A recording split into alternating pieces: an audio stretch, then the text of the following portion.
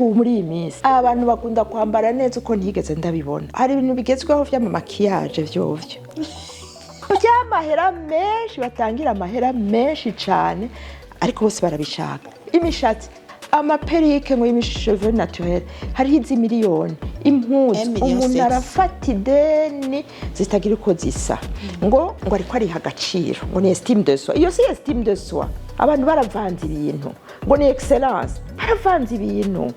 Barabigishije kugendera muri excellence, muri estime de soi, baca bibaza ngo excellence égale kwambara neza ibizimvye. Jemura numi kumara ndabiraba ko naka yaguze ishakoshi hariya kwa naka ntavuze, nawe ugaca usimbirayo ugafata iyo shakoshi uyifashe ku ideni, kumure we yaziguze kashi ari zitatu, wowe ufashe ishakoshi imwe uzoriha mu matranche 6. Mugabo mpaka wambara ishakoshi yo kwa naka.